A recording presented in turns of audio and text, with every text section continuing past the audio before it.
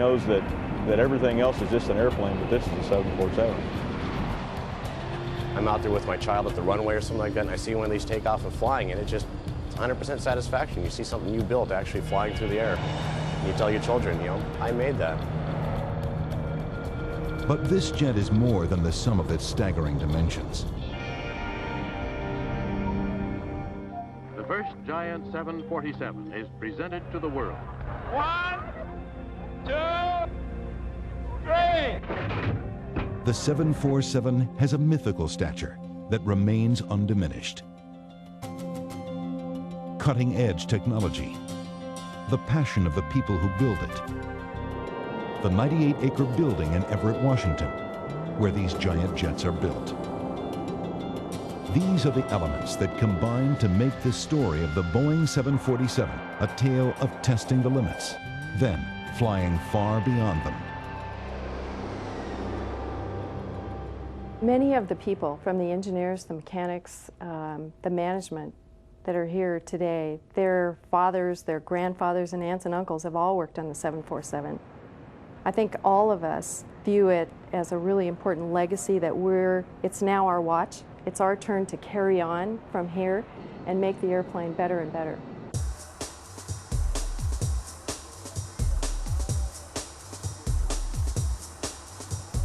They say first impressions are everything.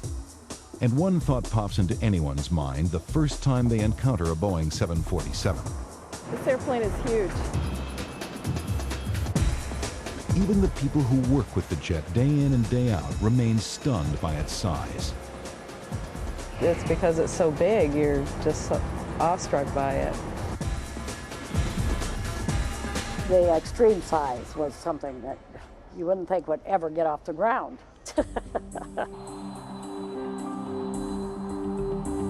The awesome dimensions of the 747-400, the most current version of the jet, dwarf every other commercial jet in production today. This jet is 231 feet 10 inches long. If someone could manage to stand a 747 on its tail in Seattle's Safeco Field, the stadium's retractable roof would need to be open, because the jet's nose would poke out of the ballpark about 15 feet.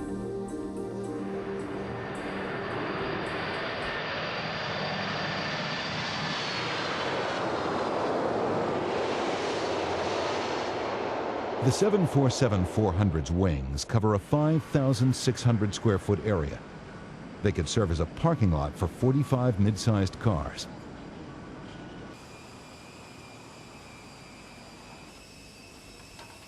And when this jet is filled to its capacity with fuel, the wingspan grows. Full tanks pull the wings down slightly, and the span grows from 211 feet to 213. 1186, Kilo 12, looks like we have a clear shot to our alley. 1186, Kilo 13 to the gate, and... The jet's cockpit sits 29 feet above the ground. And talk about a tall tail. The empennage, or tail section, tops out at 63 feet, the height of a 5-story apartment building. Even something as light as air takes on a certain weight when it encounters the jumbo.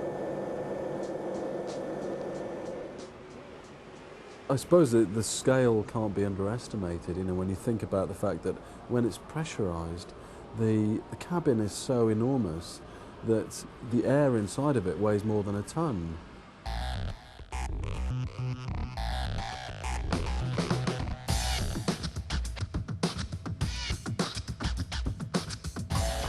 Fully fueled and loaded to capacity, the 747-400 can weigh up to 875,000 pounds. And Boeing will break that barrier soon with a brand new version of the jet called the 747-400ER, which stands for Extended Range. That behemoth will weigh in at 910,000 pounds. Heavy metal indeed. The most amazing thing about the 400 is just how many people, how much cargo and baggage we put on, and then we add the fuel on top of it, and the thing just takes off. It never ceases to amaze me how these things get off the ground. It's just bewildering.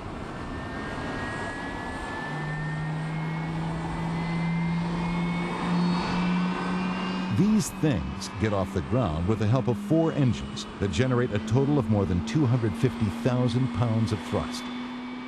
More power than 7 F-18 fighter jets combined. Thanks to the physics of thrust and lift, when a 747 closes in on 200 miles per hour on the runway, a miracle called rotation occurs, and 875,000 pounds of aluminum, fuel, passengers, and cargo lifts itself skyward.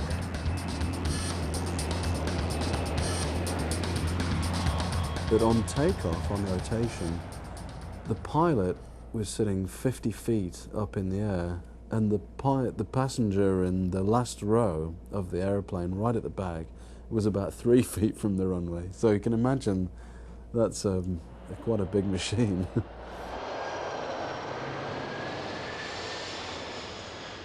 That takeoff becomes even more amazing when you realize that the Wright brothers' first flight could have been accomplished within the 150 feet of the 747's economy section.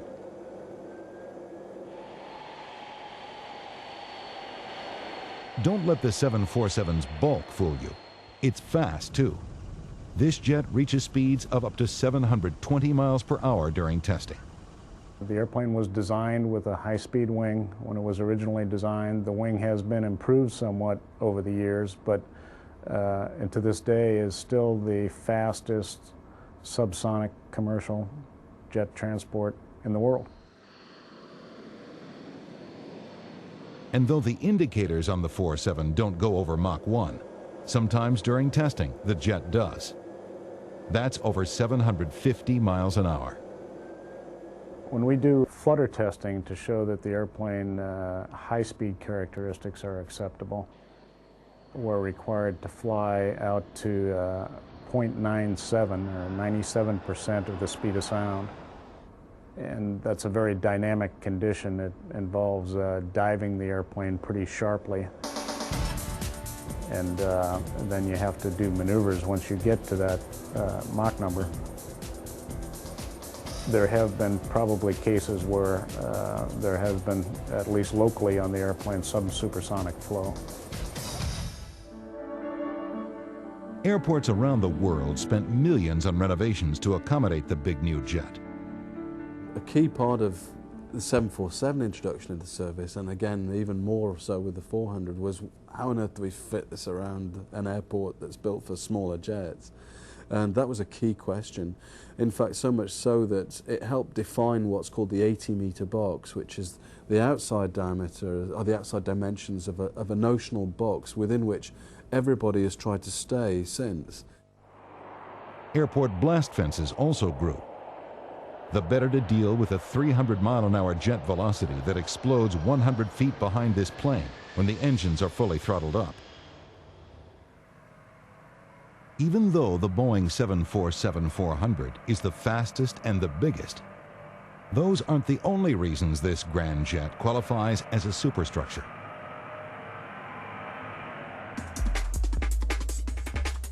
It takes a city's worth of people, more than 6 million parts, and the world's biggest building to build the world's biggest jet. From hand riveting to the handshake of final delivery to a customer. Thank you very much. The process by which the Boeing 747 is built is as mind-boggling as seeing the final product take to the skies.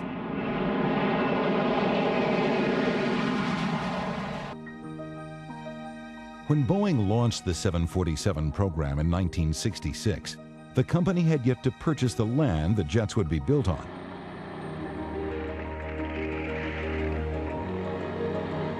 The company finally selected a 773-acre site in Everett, Washington. The record-breaking jet was built just steps behind the record-breaking building that housed it. So they built the building and they got about 3/4 of the way done, and in the back shops they started loading the first airplane's parts and were actually assembling the airplane as they were putting the roof on the end of the building. Today, the building where Boeing built its wide-body jets sprawls over 98 acres.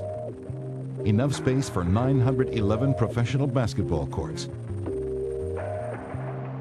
This place has held fast to the record for the world's largest building by volume for more than 30 years. One urban legend has it that this structure houses its own weather patterns.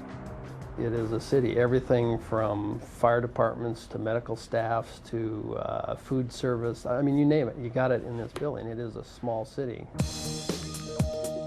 An aluminum avalanche of jet parts pours into this behemoth building via cargo ship, train, truck, and yes, cargo carrying 747s. 670 vendors from all over the world supply the more than 6 million parts that eventually become a Boeing 747-400. From the lowly rivet, a mighty jet is born. More than half of those 6 million parts that build the Boeing 747 are fasteners. Jeff Hatfield is one of the more than 1,000 people it takes to assemble one of these jets. Working on the biggest commercial airliner in the world is a source of pride for him. You know, it's neat. It's a good feeling inside, seeing something fly around that you worked on, put together, built. In fact, there's an element of pride in this entire population of factory workers whose job is to transform parts on pallets into jumbo jets. Actually, we're pretty proud of how fast we can actually build a 747. If you look at the time, the very first part that comes into this factory, from that time to the time we actually deliver it to an airline customer, it's approximately 4 months, somewhere in that neighborhood, 4.5 months. In those 4.5 months, panels of prefabricated aluminum become subassemblies like wings, tail sections, and fuselage parts. Those parts are then put together during the night shift in an exacting process called final body joint.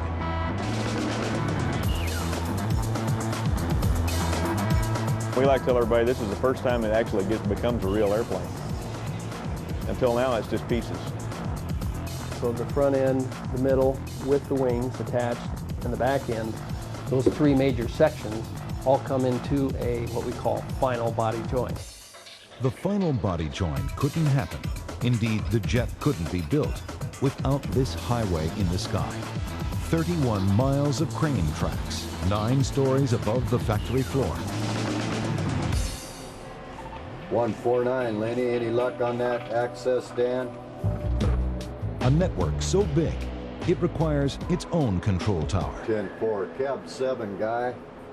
Cab 7, we're 24, go ahead.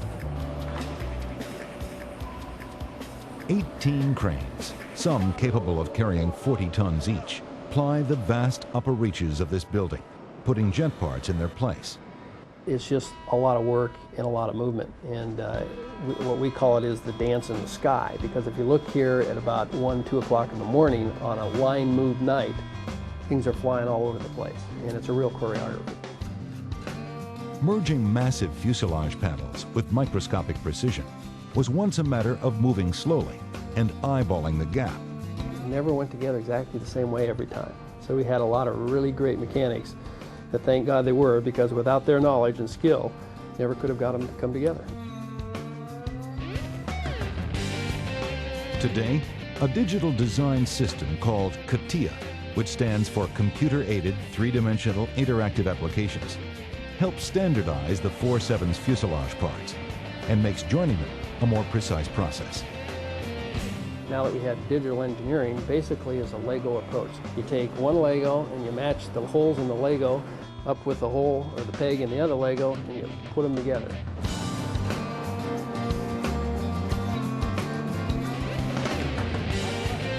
Getting the final body joint right is crucial. This is what determines how the airplane's going to fly. If we don't get the sections set straight, then we have all sorts of issues when it gets to the field about setting trim on the horizontal and vertical stabilizers.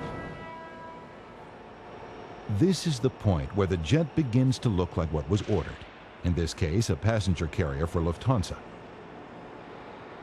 After the final body joint, this jumbo will move to the first of 3 slant positions, where workers attach and test internal systems, replace 14,000-pound cement blocks with actual engines, and add other final touches prior to painting.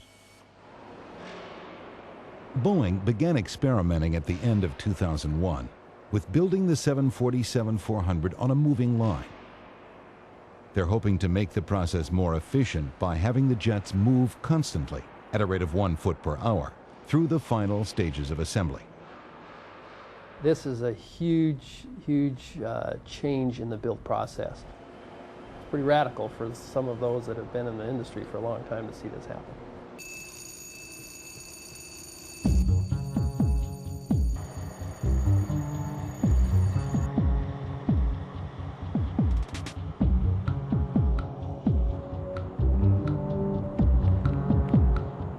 Almost complete 747-400s leave the final assembly building at the rate of 1 every 8 nights, which gives you an idea of how tightly this production schedule must be managed.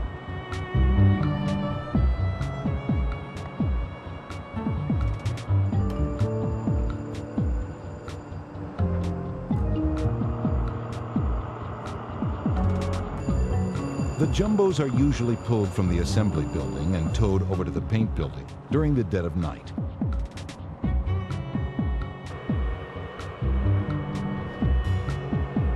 The jets must travel over Washington State Route 526 on an overpass, and the spectacle would likely back up traffic for miles if it occurred during daylight.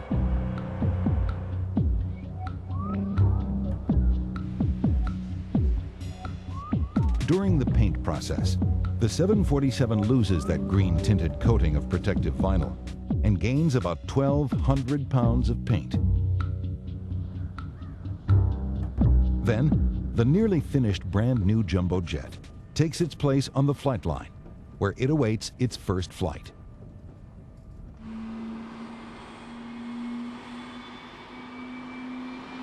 The first time this giant jet takes to the skies, it is flown by a Boeing test pilot.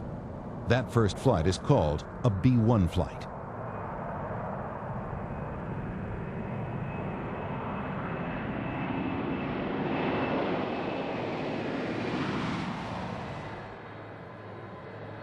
After a successful B-1 flight comes the customer, or C-1 flight. It's Boeing 006 on HF 2851. Captain Werner Meyerhofer, a longtime Lufthansa pilot, will do the honors with this jet. To me, it's the best airplane in the world. I used to be on a 737 before that, and that's a nice airplane too, but this is the queen of the skies. Boeing Everett, Boeing 006, radio check. Boeing 747-400s cost between $180 and $200 million. And customers inspect their investments inside and out before finalizing their purchase. Fuel override center left. Everything from vital systems like engines to cosmetic details invisible to the untrained eye are given the white glove treatment. Kicking the tires of a brand new 747-400 is one of Captain Meyerhofer's favorite job duties. It feels great, it feels special. It's a thing you don't do very often. Okay, sail call is loud and clear. This jet sails smoothly through its inspection flights, which means it will go through its final delivery on schedule. Final delivery is more about moving money than moving jets. Is this the export declaration for U.S. Customs or for state tax purposes? Imagine closing on a $200,000 house. Multiply the cost of the house by 1,000. Involve international banks, local, state, and federal taxes, get customs agencies involved, and you have an idea of how complicated the final transaction is. Here's the little bill of sale. Yeah, bill of sale. $12.49. Done deal. Probably not surprised. We have a couple of keys to the cockpit. That's great. Thank you very much. And thank you. Finally, the deal is done. Boeing's 1,293rd 747 becomes the newest addition to Lufthansa's fleet.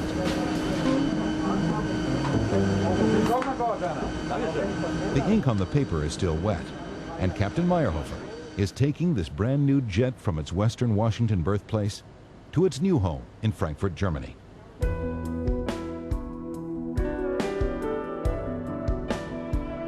No matter what role a person plays in taking this jet from parts and boxes to its final takeoff from Payne Field in Everett, the moment it leaves is as grand as the jet itself. When you first see one take off on a delivery to a customer, taking off the airfield, it's a really good feeling. It's very satisfying. It's hard to describe. It's overwhelming, really. It really is.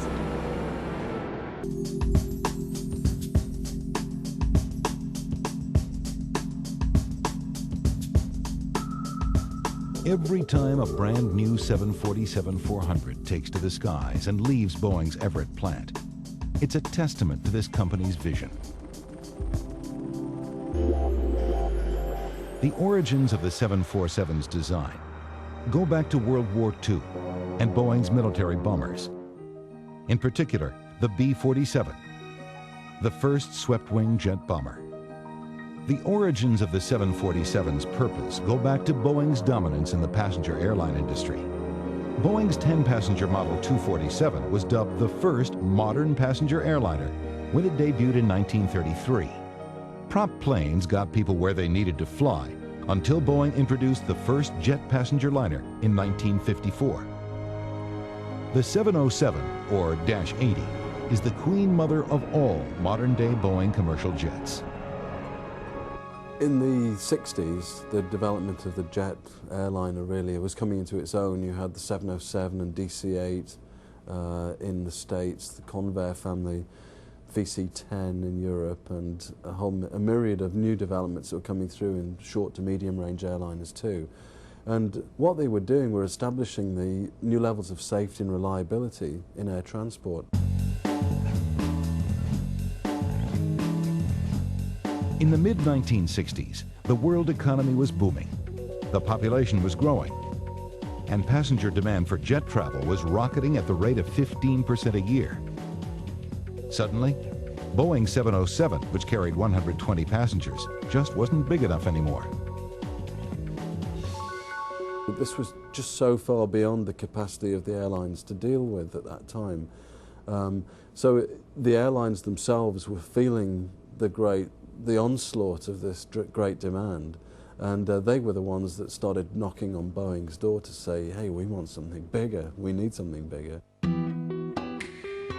Juan Trippe, chairman of the then industry giant Pan Am, knocked the loudest in 1966. If Boeing could develop a jet that could carry 350 passengers at Mach 0.9 on transoceanic routes, Pan Am would buy. Boeing said Pan Am had themselves a deal. During development, there were people who doubted this jet would ever fly. I was asked to head up a small study group. Joe Sutter was director of engineering on the 747 program and is thought of as the father of the jumbo jet.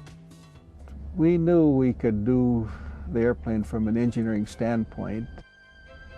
What the airplane looked like was the biggest question. Two versions of what the Boeing 747 could have become are this double-decker jet and this wide-body that was nicknamed the Anteater. Today's jet more resembles the Anteater with its wide body and flight decks separate from the main deck cabin area. And what about the 747's most distinctive feature, the hump? The rumor that the hump's here so the pilot can sit on his wallet isn't true. Well, the hump was part of the fact that we wanted to make a freighter airplane. So we put the cockpit above the main deck so we could have nose-in loading. The 747 has the distinction of carrying more cargo than any other jet in the world. So this 747 passenger airplane is truly amazing, but the freighter is awesome. It's the most economical way you can ship freight by air, whether it's 1 ton or 120 tons on the airplane. We've carried everything from whales to oil drilling equipment to a fleet of racehorses.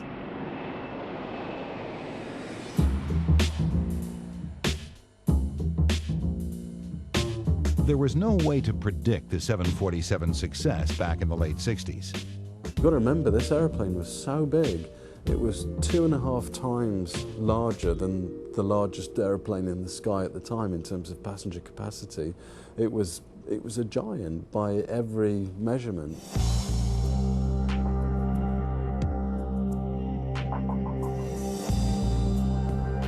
On a wet February day in 1968, 747 number 1 was about to fly for the first time. I took my wife, Nancy, and put her where the airplane was going to lift off, because so many people had asked her the question, does your husband know this airplane will even fly? So I told Nancy, we know how it's going to fly, and if you stand here, the airplane will take off right here. Brian Weigel was co-pilot aboard the brand new jet. Spread around for me, Brian. Watch those hips. It was with great relief, I think, when we finally taxied out and everything was working and the engines were running fine and we were okay. I think when we lifted off, it sent a great surge of emotion through us. We were busy, so we didn't hoot and holler, I don't think. I think we looked at each other and grinned broadly, but, you know, we had radio communications and things to do.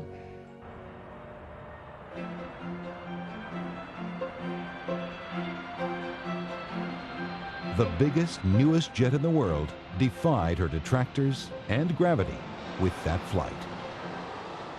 And here was this huge airplane that a lot of people didn't see how it could get in the air just because it was so big and so heavy, you know, and there it was, flew beautifully, came back, landed beautifully, taxied in.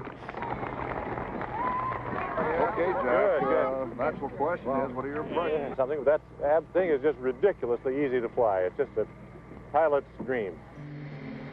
That successful first flight marked the beginning of a rigorous and dangerous phase of the jet's development, flight testing. Testing was, and still is, an expensive process of controlled destruction. New jets are pushed to the absolute limits of their capacity in the air and on the ground. Generations of 747 test pilots pushed these jets from the days of the 100s to the 400s being manufactured today.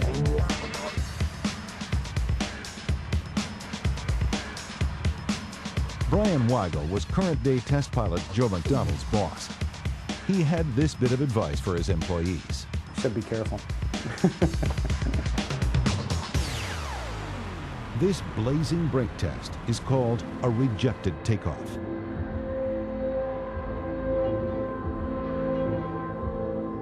Pilots must accelerate at maximum weight, maximum speed, then stop dead just prior to takeoff.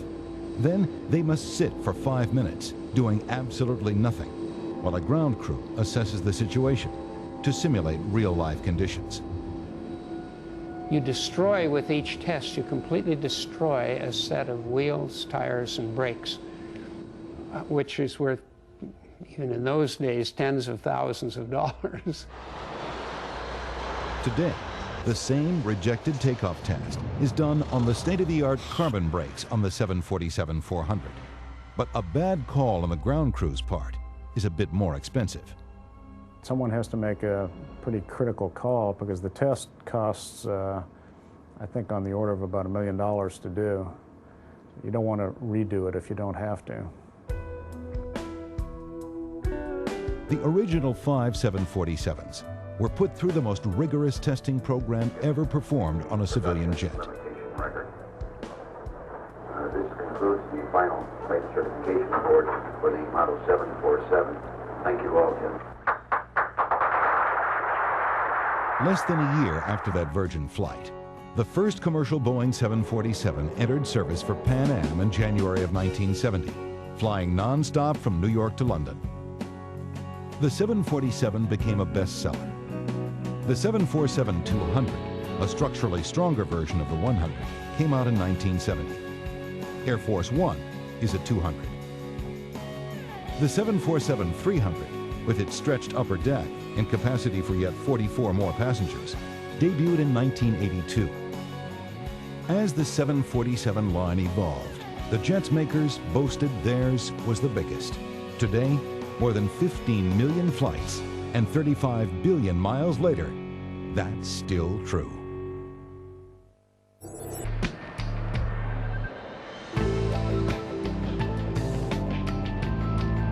Today's Boeing 747 is a brand new jet, a machine completely different from 747 number 1, the city of Everett, which now awaits restoration funding in a lot near Boeing Field in Seattle. Boeing kept this jet, RA-001, to use for testing. Its 4 brothers, the 4 other original test jets, are still operational. One was retrofitted as a cargo jet and flies to this day. Well, it brings back a lot of memories. I think of the fellas that helped me work with it. A lot of them aren't here anymore. You know, it was 1966, 67, 68, a long time ago. I think they all should be proud of the job they did, because this airplane is still the queen of the skies.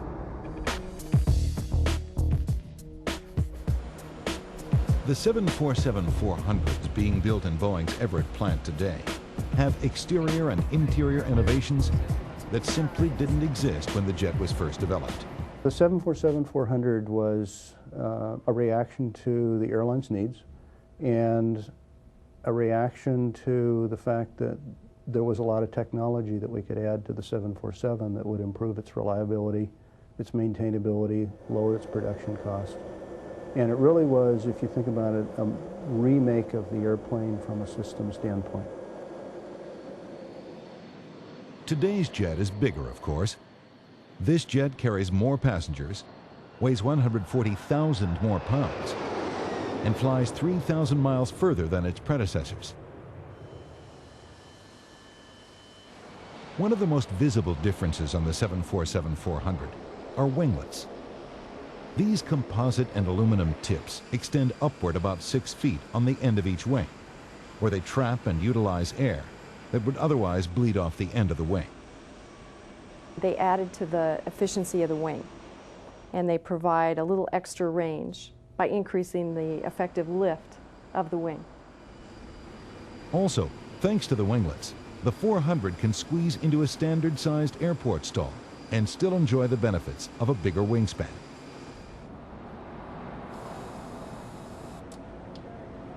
Mechanic Corey Stollup rarely gets called by his real name. No, they call me the winglet guy, among other things. Ironically, these high-tech NASA-developed composite and aluminum winglets are applied to the jet in a rather low-tech manner. At 140 pounds each, they're so light, it only takes a couple of helpers, Thank you, gentlemen. a lift, Then beat it into place. and a bright orange mallet to get the job done. Big changes took place inside the 747-400 as well, especially on the flight deck. Older 747s were flown by 3 crew members: pilot, co-pilot, and flight engineer. This is Boeing 006 on HF2. But Boeing wanted a standardized cockpit, so flight crews could easily transition from one Boeing airplane to another. Okay, we have a test pass. The really huge change was to go from 3 flight crew members on the flight deck to 2. So we eliminated the position of the flight engineer. Crews had to get used to the new cockpit's ability to do a lot of the tasks people once did. Computers on this jet could figure out the most efficient route, check tire pressure, even automatically land the jet. This is the original cockpit. Contrast that with the new look. Thank you. Airplane tells us everything which is not normal. Digital cathode ray instrument displays replaced dated electromechanical or steam gauges. Mark. And the 400s currently coming off the line are further improved with more reliable liquid crystal instrument displays. There were some numbers that went down when the 747-400 was developed. Flight crews on older 747s had to monitor 971 lights, gauges, and switches. That number now stands at a more sensible 365. Decibels went down as well. The 400 had newer, faster, more efficient engines that have to meet stricter noise regulations. And these quieter engines can now take this jumbo jet more than 8,000 miles non-stop.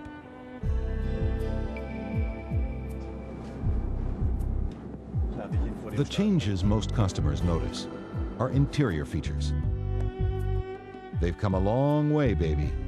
Though doubtless some nostalgia buffs wouldn't mind going back to the days of spiral staircases and orange upholstery.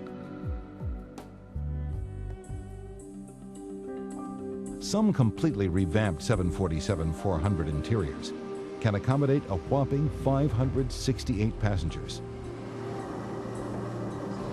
This is the crew rest for our cabin crew. Crew sleeping bunks were added behind the cockpit and above the ceiling in the tail section, since flights can last longer than 16 hours. New fire-resistant paneling was added, and an improvement near and dear to any traveler's heart. Bigger overhead stowage bins give the 400 more capacity per passenger than any other wide-bodied plane. Or if you check your luggage, the 747's handlers load more than 42 tons of baggage onto the jet in less than 7 minutes. When you see this gigantic jet swallowing 5.5 tons of food to feed hundreds of hungry passengers and guzzling 57,000 gallons of fuel to sustain itself, you understand the nickname crew members fondly bestow upon this beast. We call him the whale, you know, yeah, the whale. For the record, this jet dwarfs the average blue whale, which weighs in at a paltry 250,000 pounds. This jet's weight is especially incredible when you consider the one handling characteristic noticed by almost all pilots.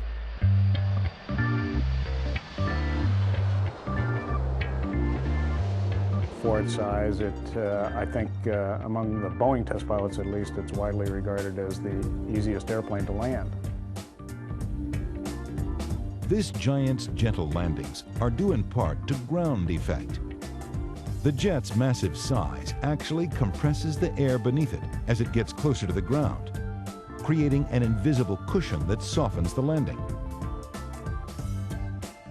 The 747's most obvious claim to fame may be its size, but this jet's combination of prestige and versatility has landed it some pretty interesting jobs. The most famous 747 that we have is Air Force One. You know, everywhere I go in that airplane, I am the second most important celebrity. People really just want to see the plane. The Boeing 747-200 is owned by the United States Air Force and has been fitted with everything from heat-seeking missile protection to an air-to-air refueling system. This 747 could effectively serve as an airborne White House if something should happen to the real one. And 747s don't just carry the president. One piggybacked the Space Shuttle Enterprise for NASA in the late 70s during testing. These jets have even been recruited by the military to defend the country with lasers. The ABL, Airborne Laser, is a joint project between Boeing, TRW, and Lockheed Martin to develop a modified 747 capable of blasting ballistic missiles out of the sky. Some of the more interesting requests that I've gotten over the years, one of them was a particular Asian operator wanting to make sure it was safe to carry a very, very large sumo wrestler on board. So we had to do some analysis, make sure the floor beams were good for it. Of course it was, but we had to convince them that it was okay. The Boeing 747 has maintained its status as sumo of the skies for more than 3 decades, while successfully grappling with and defeating the notion that it's an old jet. It's a tough set of signals to send. Maintain a reputation as a classic while paying close attention to the cutting edge. The toughest thing about being the chief engineer of the 747 is controlling our appetite for innovation. Our engineer said, why can't we just start over? Why can't we just take a clean sheet of paper with the 47 and start over?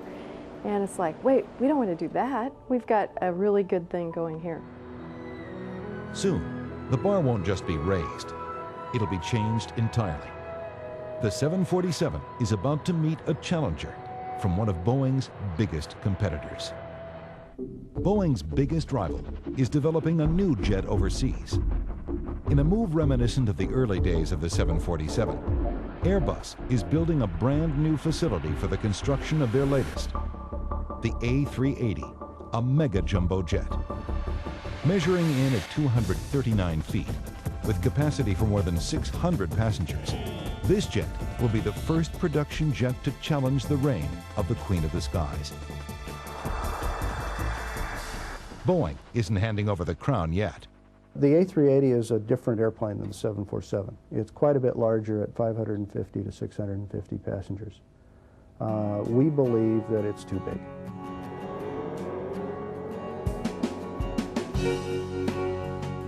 When Boeing developed the 747 30 years ago, the company placed a bet on a future where more people would travel further. That bet panned out. Or perhaps the jet itself helped change the way we travel.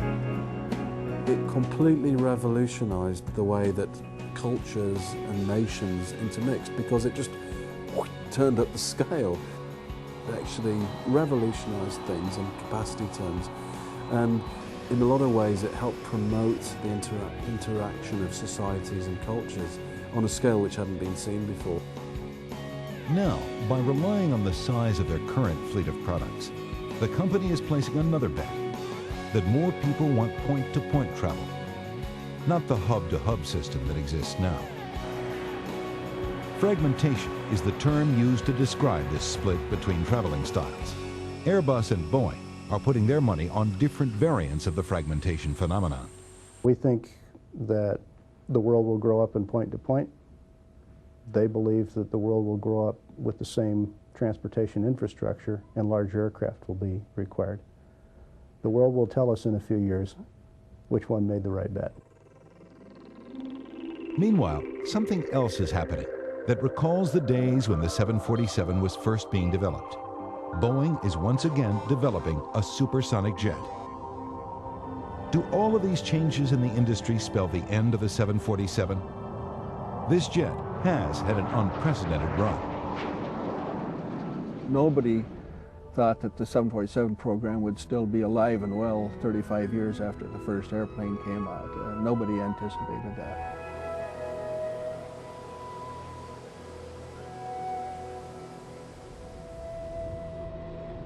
But Boeing continues to tinker with the 747.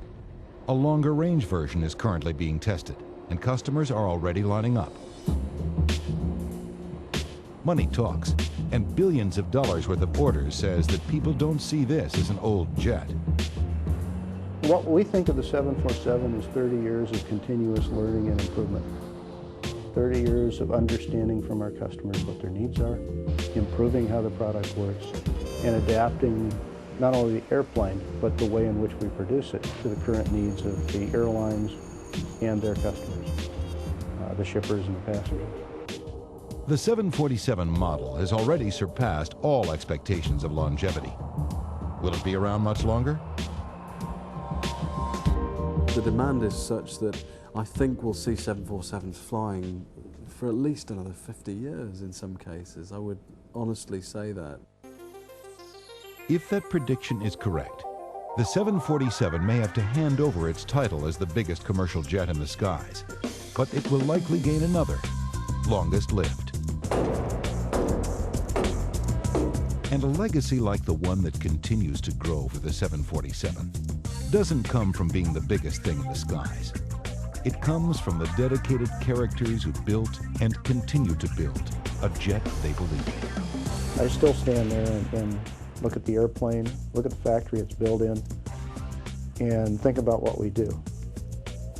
I mean, it's a miracle of capability and working together. Every time a 747 gets put together with its millions of parts and takes off from Everett Field. Maybe the real miracle is the fact that nearly 1,300 of those 747s have done just exactly that.